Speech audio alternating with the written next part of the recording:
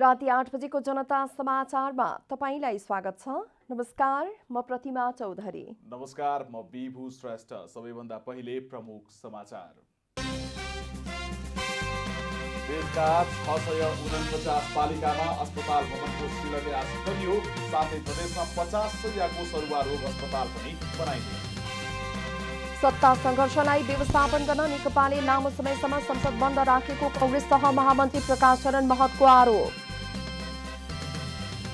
सरकारद्वारा पहिलो पटक विज्ञापन बोर्ड गठन। नेपालको सञ्चार क्षेत्रको समग्र विज्ञापन नीति निर्माणको नियमन गरिने। श्रीलङ्काको राजधानी कोलम्बोको बाहिरी इलाकामा रहेको एक कारागारमा दंगा हुँदा 8 कैदीको मृत्यु, 45 जना घाइते। र एएफसीद्वारा लागू गरिएको अनिवार्य क्लब लाइसेन्सिङ कुनै पनि नेपाली फुटबल क्लबले पाएनन्।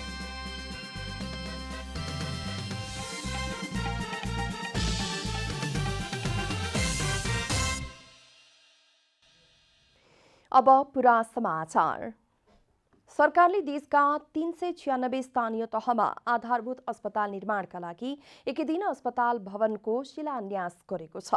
स्थानीय तहसम्म आधारभूत स्वास्थ्य सेवा पुर्याउने उद्देश्यले सरकारले आज एकैसाथ 396 वटा अस्पताल भवनको शिलान्यास गरेको हो।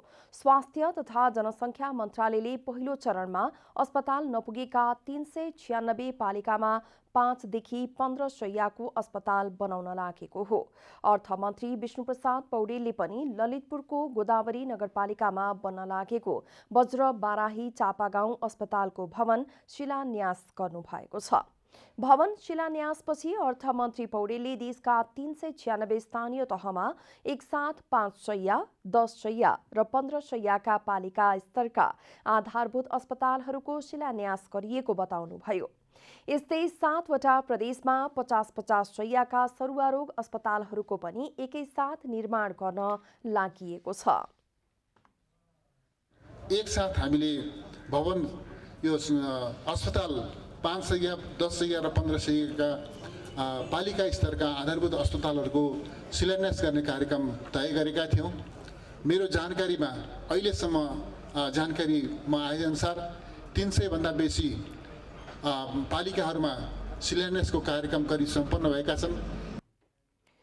पालिका स्तरमा निर्माण हुन लागेका 396 वटा आधारभूत अस्पतालका लागि 57 अर्ब 95 करोड 11 लाख रुपैयाँको बजेटको स्रोत सुनिश्चितता भइसकेको छ। यस्तै 7 वटै प्रदेशमा निर्माण हुने सरुवा रोग अस्पतालका लागि प्रति अस्पताल 8 करोड रुपैयाँको दरले बजेट सुनिश्चित गरिएको पनि अर्थमन्त्री पौडेलले बताउनुभयो। 396 पालिकाहरूमा निर्माण हुन गइरहेका यी आधारभूत अस्पतालहरूका लागि 57 अर्ब 95 करोड 11 लाख रुपियाँ एउटा निर्णयमा मैले स्रोत सुनिश्चित गर्ने हिसाबले अगाडि बढाएको छु। कार्य आरम्भ गर्नका लागि प्रत्येक सरुवा रोग अस्पतालका लागि 8 करोडका दरले बजेट सुनिश्चित गरिएको छ। स्वास्थ्य तथा जनसङ्ख्या मन्त्रालयका अनुसार प्रदेश 1 मा 86 पालिकामा, प्रदेश 2 मा 53 पालिकामा, बागमती प्रदेशमा 51 पालिकामा, गण्डकी प्रदेशमा 53 पालिका, लुम्बिनी प्रदेशमा 57 पालिका, कर्णाली प्रदेशमा 42 पालिका र सुदूरपश्चिम प्रदेशमा 54 पालिकामा अस्पताल बनाउनका लागि एकैसाथ शिलान्यास गरिएको हो। कोरोना भाइरसको संक्रमणबाट नेपालमा थप 29 जनाको मृत्यु भएको छ। स्वास्थ्य तथा जनसङ्ख्या मन्त्रालयका अनुसार पछिल्लो 24 घण्टामा कोरोना संक्रमणबाट 29 जनाको मृत्यु भएको हो। यो सहित संक्रमणबाट मृत्यु हुनेको संख्या 1508 पुगेको छ। थप 1474 जनामा कोरोना संक्रमण पुष्टि भएको छ।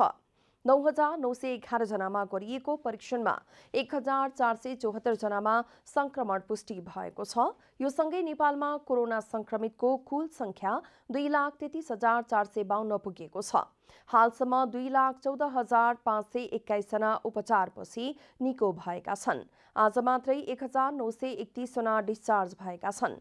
मन्त्रालयका अनुसार देशभर 17,423 जना सक्रिय संक्रमित रहेका छन्। सरकारले कोरोना संक्रमण दरलाई नियन्त्रणमा ल्याउन अधिकतम प्रयास गरिरहेको बताइरहँदा स्वास्थ्य क्षेत्रका पेशाकर्मीहरूले भने आन्दोलनको चेतावनी दिएका छन्। जोखिमयुक्त वातावरणमा काम गर्ने स्वास्थ्यकर्मीहरूलाई सरकारले निरुत्साहित गरेको भन्दै उनीहरूले आन्दोलनको विकल्प नभएको बताएका हुन्। कोरोना भाइरस महामारीका कारण जनस्वास्थ्य स्थिति नाजुक अवस्थामा पुगेको विभिन्न क्षेत्रबाट भनाइहरू आइरहेका छन्। संक्रमण समुदाय स्तरमा तीव्र गतिमा बढ्ने क्रममा छ, तर यसको व्यवस्थापन भने फितलो बन्दै गइरहेको छ।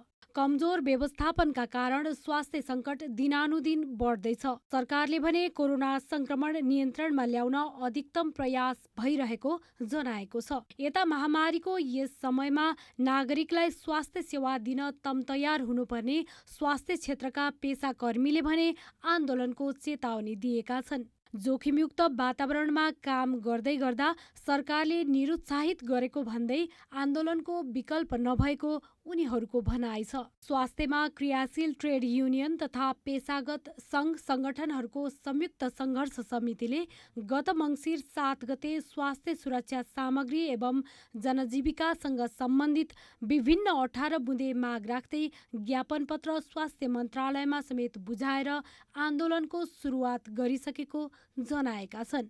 पोजिटिभ नेगेटिभको कुराहरूलाई पनि स्वास्थ्य मन्त्रालय मार्फत स्वास्थ्य प्रयोगशाला क्षेत्रका एक्सपर्टहरूलाई बोलाएर सल्लाह गरेर निर्णय गर्नुपर्नेमा आफूलाई यस्तो चाहिँ हो जस्तो लाग्यो भने त्यही निर्णय गरिदिने परिपाटीले पनि अलिकति बिग्रेको हुनसक्छ र हरेक क्षेत्रमा चाहिँ नि नीति बनाउनेहरूको नियति ठिक नहुन्जेलसम्म कहीँ कुनै देश पनि बन्दैन। कोरोना महामारी नियन्त्रण र त्यसका लागि विज्ञहरू सहितको उचित संरचना एवं जिम्मेवारी व्यवस्थापन गर्दै गुणस्तरीय स्वास्थ्य सेवा प्रवाह गराउन सरकारसँग उनीहरूको माग छ। स्वास्थ्य कर्मीहरू दिनादिन मरिरहेको अवस्था छ। धेरै साथीहरू सङ्क्रमित भएको अवस्था छ। स्वास्थ्य मन्त्रालयले एउटा स्वास्थ्य कर्मीको लागि छुट्टै एउटा आइसोलेटेड हस्पिटलको सम्म व्यवस्था गर्न सकेको। त्यस्तै गरेर वीर हस्पिटल लगायत देशभरिका स्थानीय तहहरूमा स्वास्थ्य कर्मीहरूले अहिले उपचार गर्ने क्रममा उपचार गर्नुपर्ने सेवा गर्नुपर्ने बेलामा आफ्नो तपाईँको हक अधिकार तपाईँको आफ्नो चाहिँ यो जुन एउटा यो कोभिड भत्ता लगायत सम्पूर्ण कुराहरूको बारेमा चाहिँ अहिले आन्दोलित हुनुपरेको अवस्था छ। यो अवस्था नेपाल सरकारले ल्याउनु दुःखद कुरा हो। मुलुककै पुरानो वीर अस्पतालका स्वास्थ्य कर्मीले उठाएका मागप्रति ऐक्यबद्धता जनाउँदै स्वास्थ्य कर्मीहरूले आफ्ना मागहरूको समयमै सम्बोधन नभए अस्पतालका सेवाहरू ठप्प पार्नेसम्मको चेतावनी दिएका छन्। क्यामेरामा कुमार मानन्धरका साथ रूपा घिमिरे, काठमाडौँ। नेपालमा हालसम्म 29,503 जनामा HIV संक्रमण भएको तथ्याङ्क सार्वजनिक भएको छ। राष्ट्रिय एड्स तथा यौनरोग नियन्त्रण केन्द्रले सार्वजनिक गरेको तथ्याङ्कमा पुरुषको सङ्ख्या 17,587 र महिलाको सङ्ख्या 11,916 रहेको छ।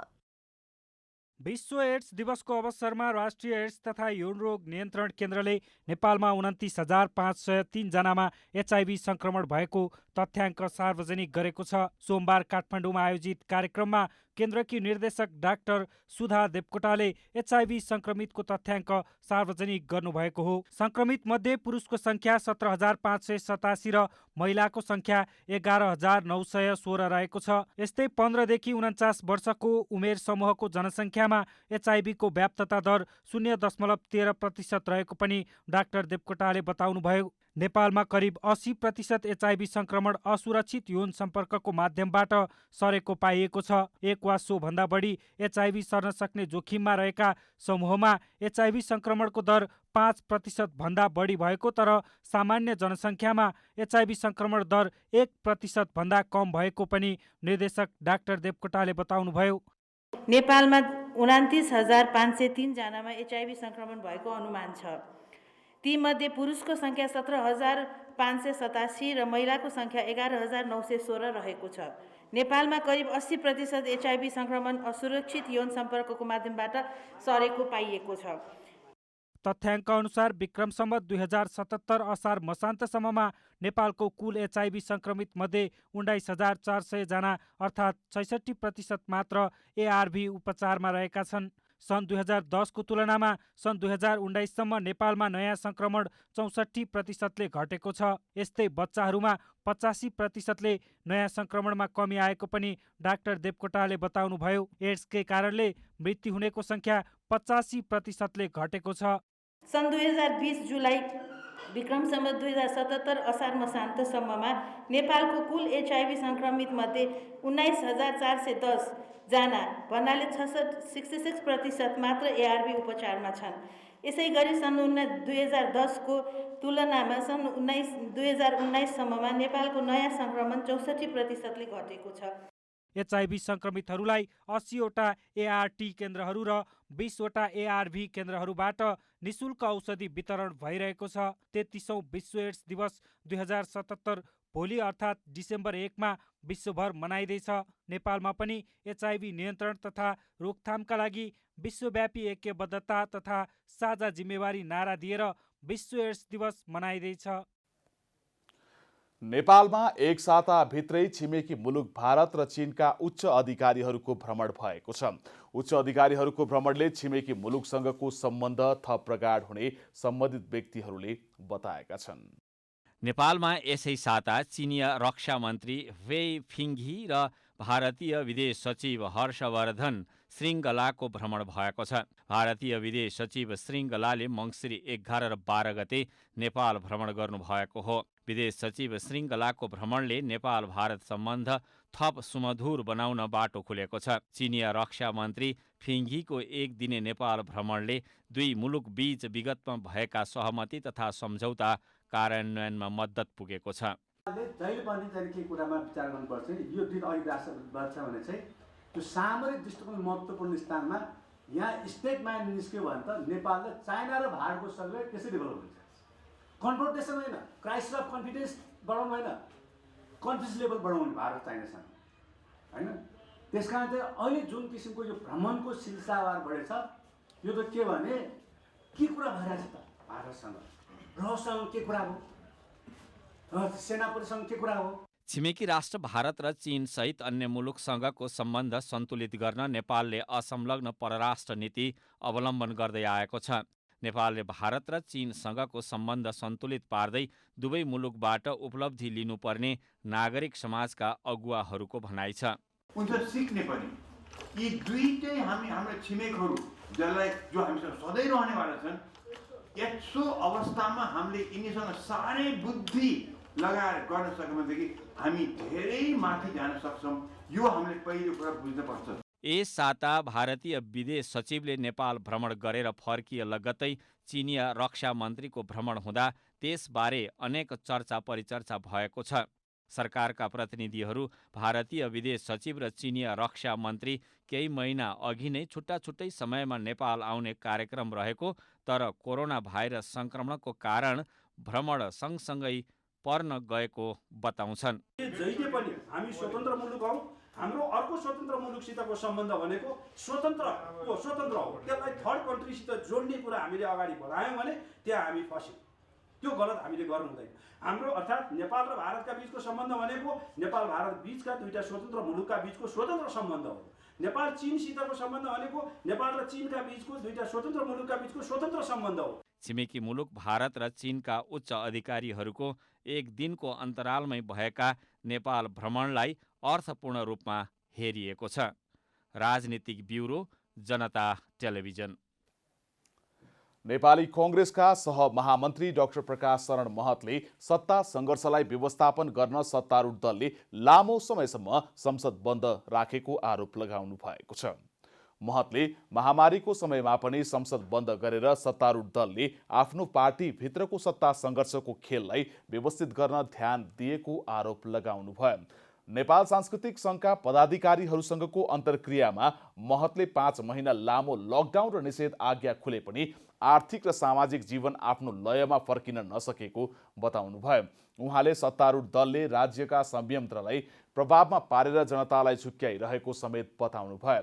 प्रतिपक्षी दल कांग्रेसले कोरोना विरुद्ध सचेतना अभियान प्रत्यक्ष कोभिड प्रभावितका आवाज सरकारसम्म पुर्याउने विषयलाई मुख्य प्राथमिकताका साथ उठाए पनि सरकारले आफ्नो कुरा सहज रूपमा नसुनेको बताउनुभयो। महतले संक्रमण जोखिमका कारण बाहिर निस्कन सक्ने अवस्था नभएको फाइदा उठाउँदै सरकारले संसद बन्द गरी आफ्नो सुरक्षा कवचका रूपमा प्रयोग गरिरहेको आरोप समेत लगाउनुभयो। संसद पनि बन्द गर्दै बाहिर पनि निस्किन पाउँदैन।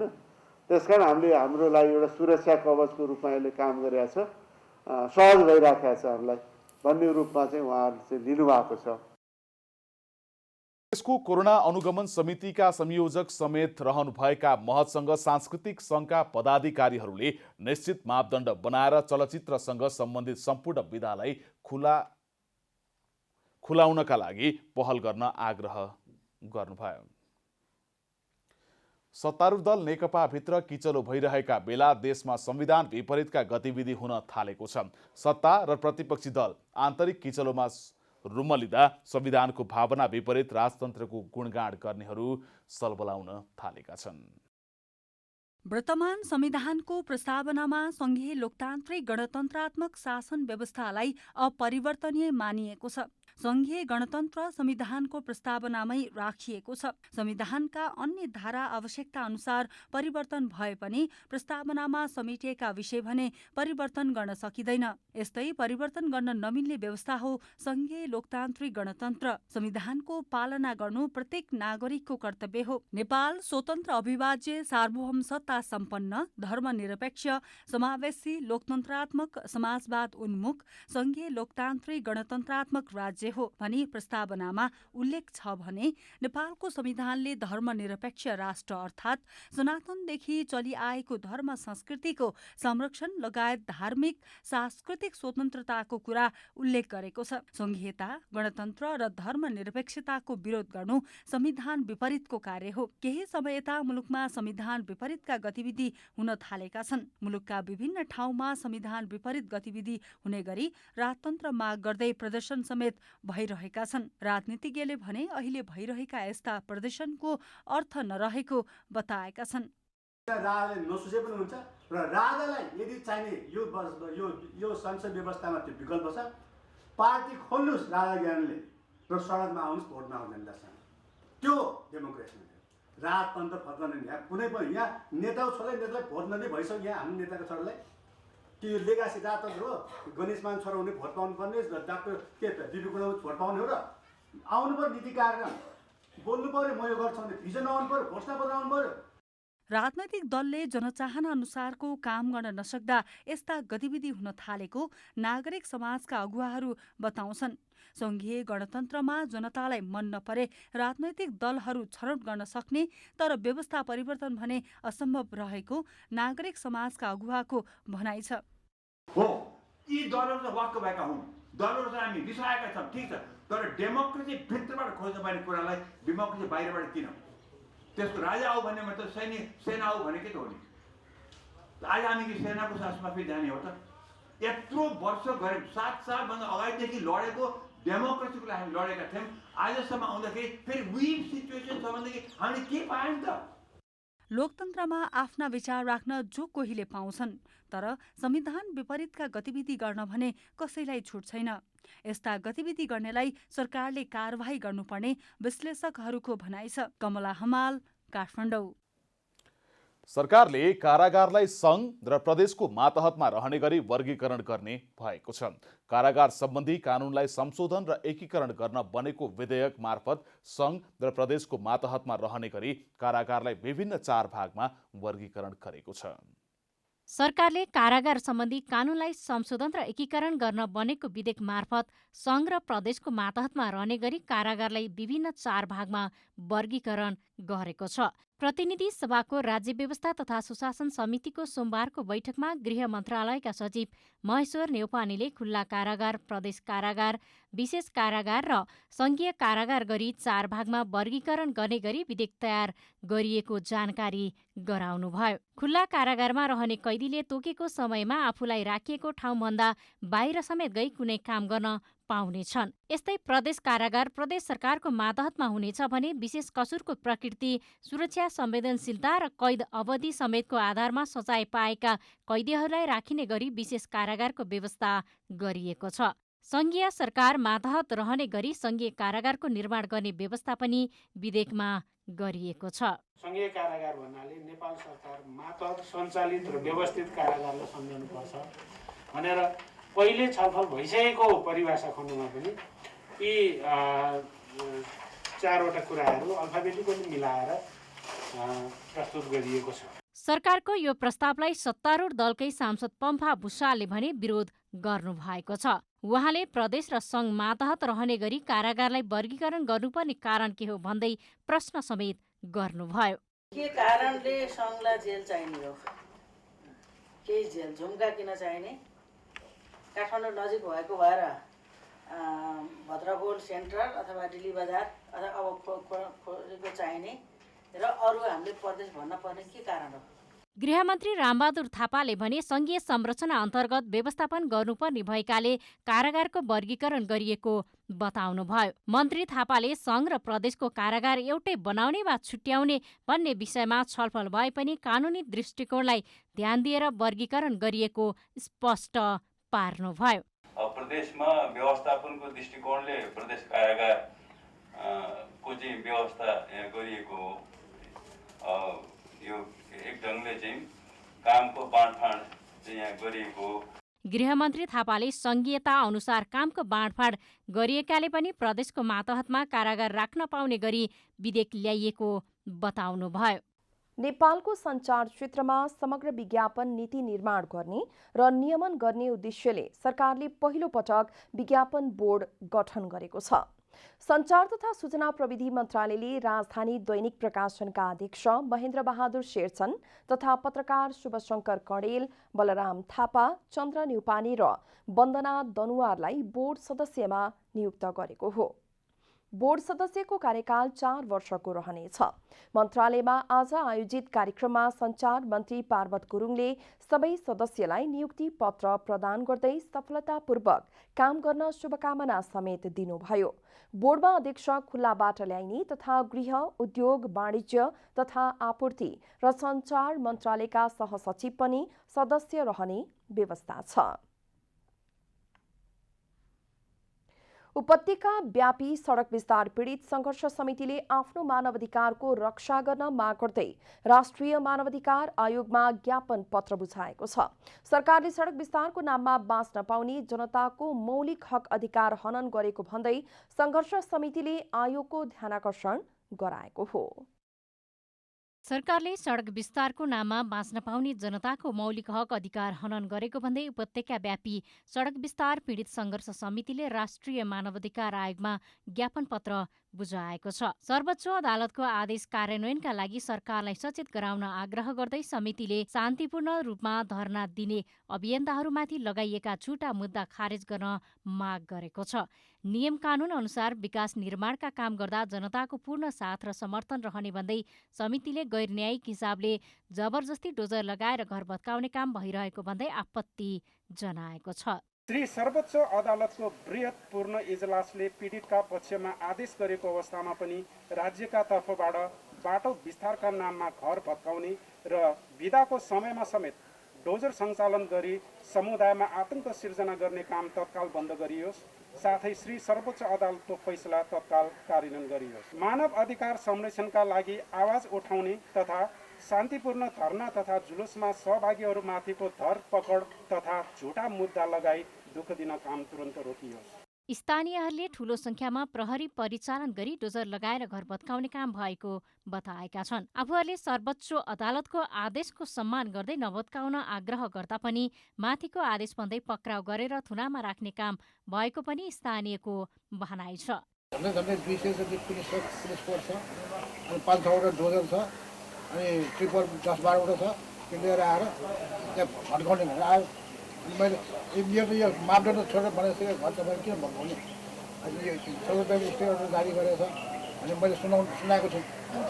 सुनाउँछु यो हामीलाई थाहा छैन माथिबाट आदेश आएको छ यो अब यो भत्काउने भनेर मैले विरोध गरेपछि मलाई लछार पछार पारेर एउटा भिटोमा लगेर थुन्यो। हाम्रो राज्य मन्त्री के भन्नुहुन्छ भने यिनीहरू सुकुम्बासी हुन् भन्छ। हामी सुकुम्बासी होइन, हामी चाहिँ सोबासी हौँ, हामीसँग अस्थायी पूर्जा छ भन्ने कुरा हामीसँग प्रमाण छ। 1,50,000 बढी स्थानीय समुदाय प्रभावित हुने गरी राज्यले नियम विपरीत सडक विस्तारको नाममा दमन गरिरहेको समितिको भनाइ छ। ऐतिहासिक र पुरातात्विक महत्त्वका स्थानमा असर गर्ने काम भइरहेको भन्दै स्थानीयले त्यसलाई रोक्न समेत माग गरेका छन्।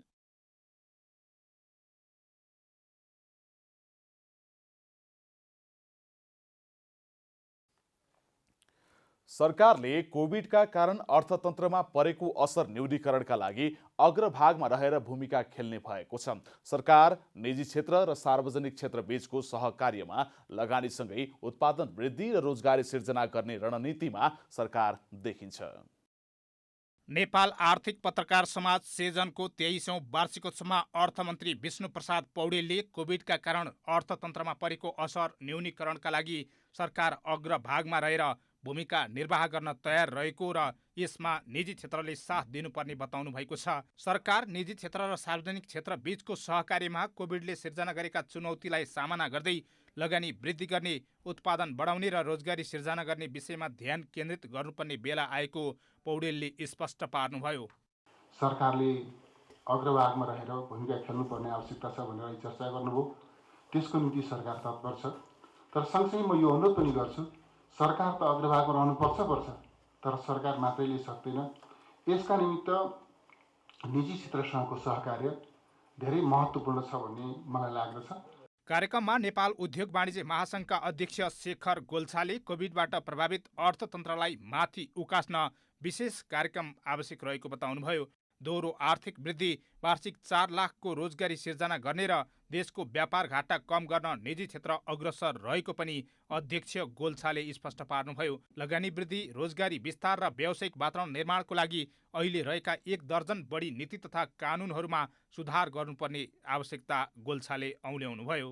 दोहोरो दरको आर्थिक वृद्धि, वार्षिक 4 लाख युवालाई रोजगारी सृजना, व्यापार घाटा नियन्त्रण गरी आत्मनिर्भर अर्थतन्त्र निर्माण गर्न सरकार वा अन्य सरकारवालासँग पहल गर्नुको साथै आफ्नो तर्फबाट पनि योगदान गर्न चाहन्छौँ।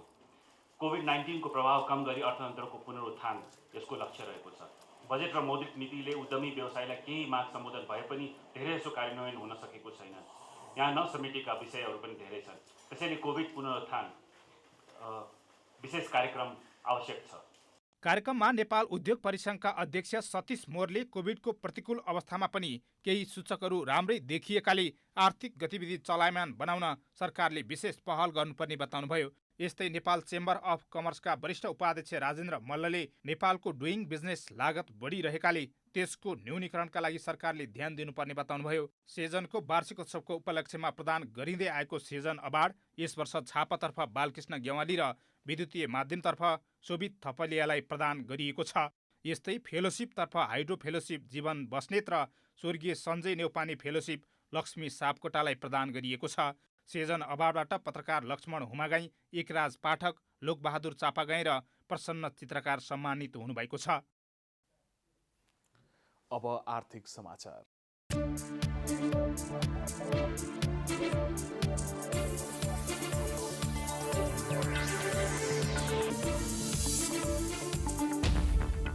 निर्माणका काम सुरु हुने बेला निर्माण सामग्रीमा मूल्य वृद्धि र कालोबजारी बढ्न थालेको भन्दै नेपाल निर्माण व्यवसायी महासङ्घले आपत्ति जनाएको छ। फलामजन्य निर्माण सामग्रीहरू विभिन्न साइजका डन्डी, पाता, पत्ती, जिआर तार, ग्याबिन तार उत्पादक कम्पनीहरूले र नदीजन्य निर्माण सामग्री ढुङ्गा, बालुवा, गिट्टीमा विभिन्न व्यवसायीहरूले अत्याधिक मूल्य वृद्धि गरेको महासङ्घको भनाइ छ। कोरोनापछि निर्माणका काम सुरु हुने समयमा निर्माण सामग्रीमा मूल्य वृद्धि गरिएको भन्दै नेपाल निर्माण व्यवसायी महासङ्घले अहिलेको मूल्य वृद्धि कुनै पनि दृष्टिकोणबाट व्यावहारिक नभएको जनाएको छ।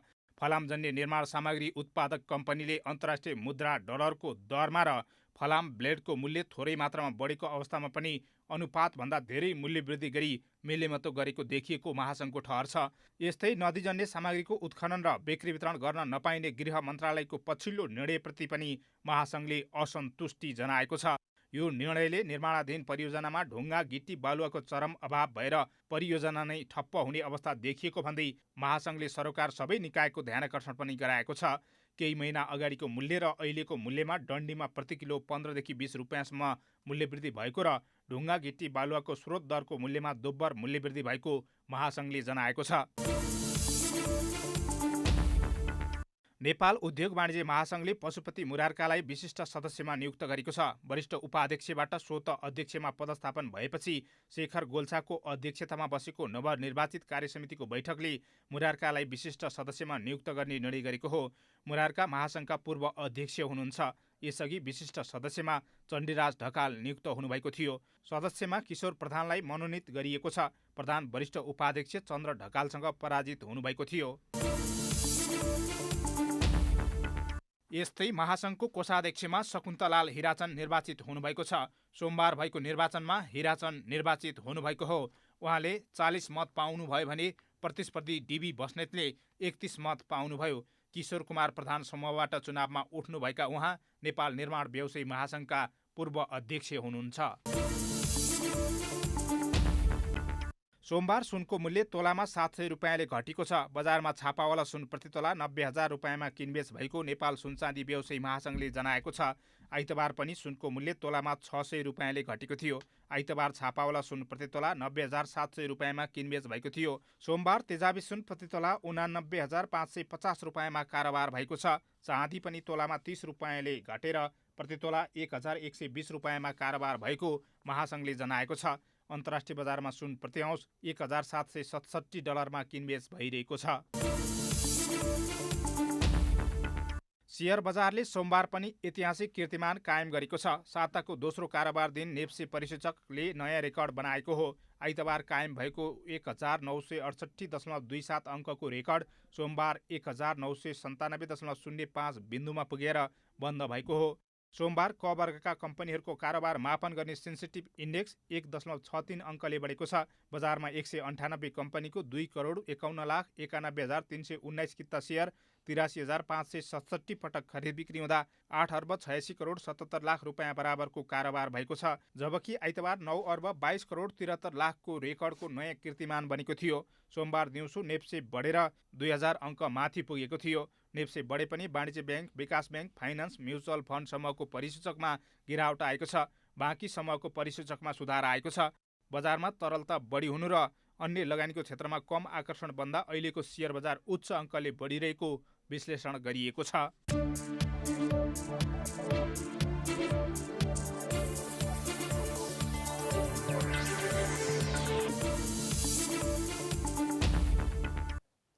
अब खेल समाचार।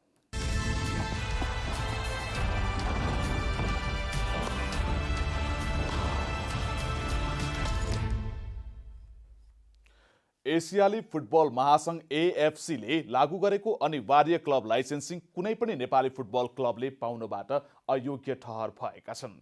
आगामी 2021 का लागि क्लब लाइसेन्सका लागि आवेदन दिएका कुनै पनि नेपाली क्लबलाई एएफसीले लाइसेन्स नदिने भएको हो।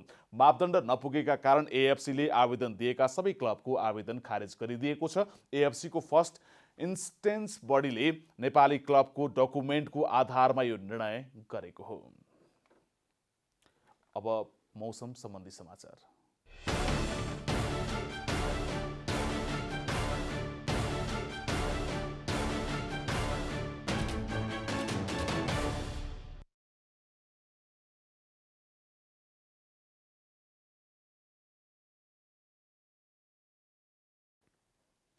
आज उल्लेखनीय मौसमी प्रणालीको प्रभाव नरहेको जल तथा मौसम पूर्वानुमान महाशाखाले जनाएको छ। हाल सुदूरपश्चिम र कर्णाली प्रदेशमा आंशिक बदली र बाँकी भूभागमा मौसम सामान्यतया सफा रहेको छ। आज राति भने देशभर मौसम सामान्यतया सफा रहने जल तथा मौसम पूर्वानुमान महाशाखाले जनाएको छ। अब देशका विभिन्न स्थानको मौसम सम्बन्धी थप विवरण।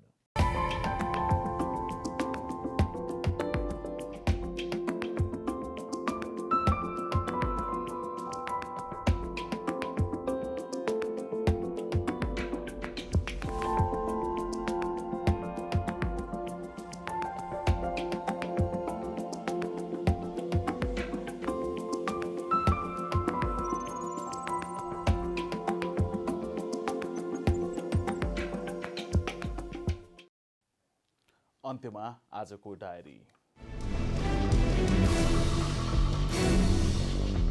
सरकारले देशका 396 स्थानीय तहमा आधारभूत अस्पताल निर्माणका लागि एकै दिन अस्पताल भवनको शिलान्यास गरेको छ। पहिलो चरणमा अस्पताल नपुगेका 396 पालिकामा 5 देखि 15 शय्याको अस्पताल बनाउन लागि हो।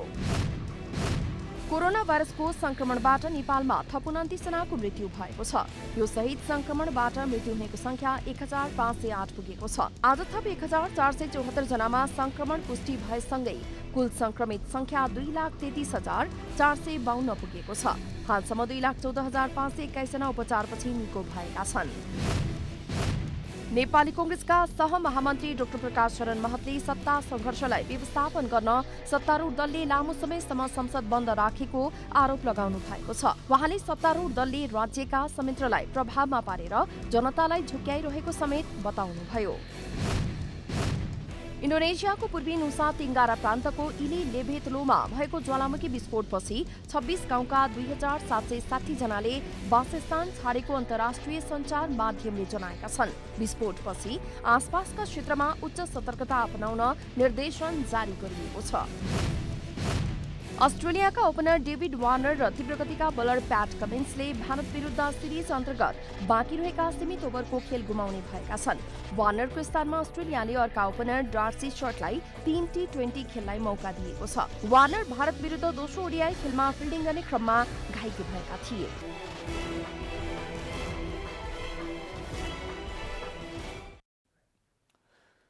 जनता समाचार अहिलेलाई यति नै। जनताद्वारा जनताका लागि प्रसारित जनता टेलिभिजनका कार्यक्रमहरू तपाईँ युट्युब, ट्विटर, फेसबुक र हाम्रो वेबसाइट जनतासमाचार.com मा पनि पढ्न र हेर्न सक्नुहुनेछ। सूचनामा तपाईको सहभागिता, समयमा समाचार हाम्रो प्रतिबद्धता। कोरोना भाइरसको संक्रमणबाट बस्न नियमित रूपमा साबुन पानीले मिचिमिची हात धौँ, भिडभाडबाट टाढै रहौं। नमस्कार।